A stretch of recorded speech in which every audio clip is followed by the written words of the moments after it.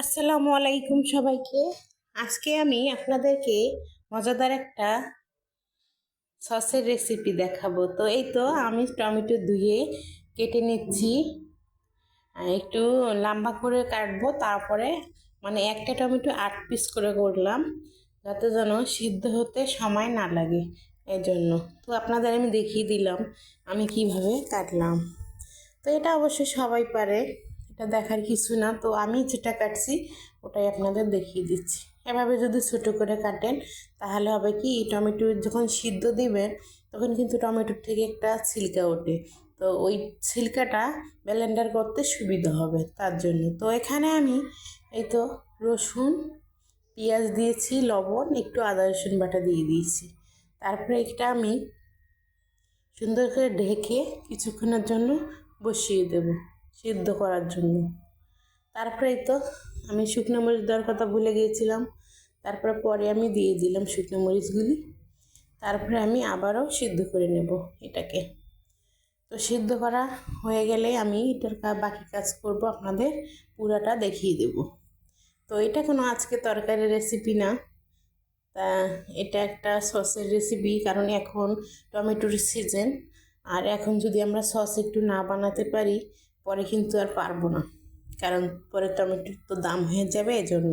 তো এই তো আমি এখানে ব্লেন্ডার করে নিচ্ছি, ওটাই আপনাদের দেখিয়ে দিলাম। আগে একবার করলাম আর পরে, কিন্তু আমি এখানে অল্প টমেটো নিয়েছি, মাত্র 2 কেজি। তো আপনাদের যদি বেশি লাগে তখন আপনারা বেশি ব্যবহার করবেন, এটা কোনো ব্যাপার না, এটা যার যার ব্যাপার। তারপরে আমি এখন সবগুলো সুন্দর করে ব্লেন্ডার করে নিলাম। তো একটা জালি ছাঁকনির মতো যে, ওইটাতে আমি সবগুলো ঢেলে দিলাম। ঢেলে দিয়ে এখন আমি এটা সুন্দর করে এটা চামচের সাহায্যে নেড়ে নেড়ে পুরা সসটা বাইর করে নেব, মানে একদম ক্লিন করে নেব, কোনো দানা দানা ভাব যেন না থাকে। তার জন্য আপনাদের দেখিয়ে দিচ্ছি। তো এইভাবে যদি করা যায় তাহলে পুরোটা ফ্রেশ হয়ে আসবে। আর এই তো বিচিগুলো রয়ে গেছে, তো এইগুলো থেকে কিন্তু আর বার হবে না, তো এগুলো আমার প্রয়োজন নয়, আমি ফালাই দিচ্ছি। আর এই তো একদম সস তৈরি হয়ে গেছে। তো এখন আমি এটা চুলোয় দিয়ে দিলাম, পুরো গামলার সসটা ঢেলে ঢেলে দিয়ে দিচ্ছি। ঢেলে দেওয়ার পরে আমি এখন কিছুক্ষণ এটা জাল করব। তো জাল করার পরে এখানে আমি দেখুন কি কি দিয়ে দিচ্ছি, ওটাই আপনাদের দেখিয়ে দেব। তো আপনাদের যদি আরও বেশি কোনো কিছু দেওয়ার প্রয়োজন হয় তো আপনারা দেবেন, আর না হলে আমার মতো সাধারণভাবে তৈরি করে নেবেন। তো আমি এখানে এটা একটা চামচ তরকারি তোলা, এই চামচের 2 চামচ পরিমাণ আমি দিয়েছি।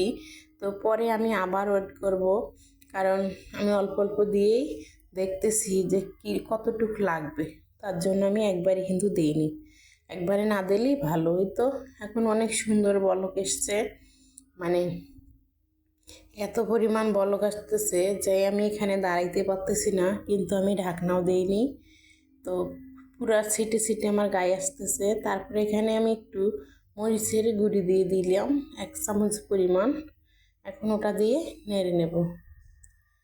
এই তো নেড়ে নিচ্ছি সুন্দর করে। তারপর দেখুন এখানে আমি ভিনেগার দেইনি, লেবুর রস দিয়েছি। তো অনেকে বলে যে ভিনেগার না দিয়ে লেবুর রস দিলে ভিনেগারের কাজ করবে। তো আমার কাছে অবশ্য ভিনেগারটা ছিল না আজকে, তার জন্য আমি লেবুর রস দিয়ে দিয়েছি। তো আপনারাও যদি আমার মতো না থাকে ভিনেগার, লেবুর রস দিতে পারবেন, দিলে আর কি সসটা ভালো থাকে। তারপরে লাস্টে আমি দেখুন ঢেকেই দিচ্ছি, দিয়ে দিয়ে জাল করে নিচ্ছি, কারণ এটা আমার গায়ে পড়তেছে বারবার।